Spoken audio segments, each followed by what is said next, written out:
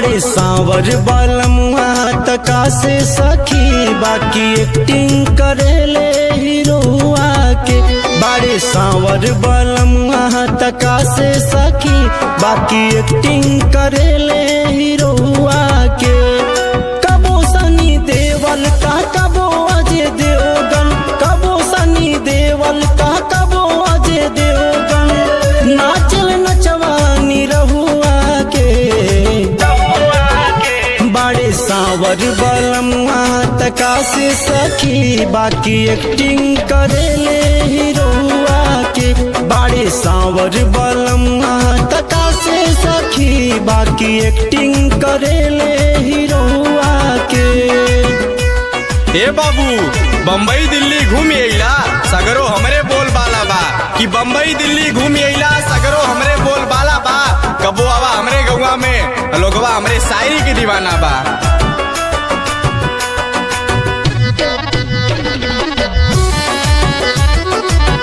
हो जानी खुश जब बोले ला बोलिया श्री अमिताभ बच्चन जी के।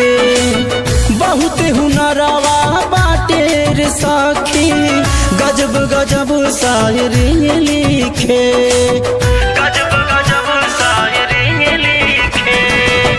हो जानी खुश जब बोले ले बोलिया श्री अमिताभ बच्चन जी के। बहुत हुनरवा बाटे रे सखी गजब गजब शायरी लिखे।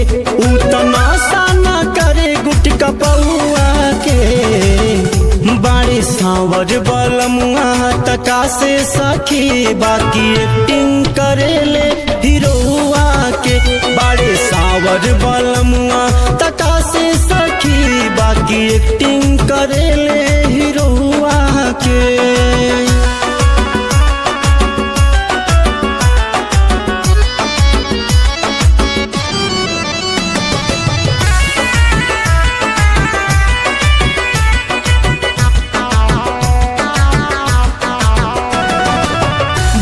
से हमके बाड़े उमिल बानी बहुत खुशहाल हो।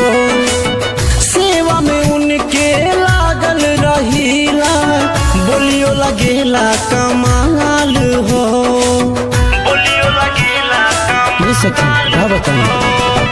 भाग से हमके बाड़े उमिल बानी बहुत खुशहाल हो।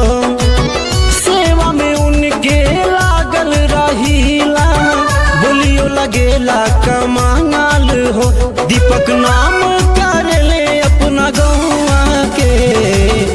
बाड़े सांवर बलमुआ तका से सखी बाकी एक्टिंग करेले हीरोआ के।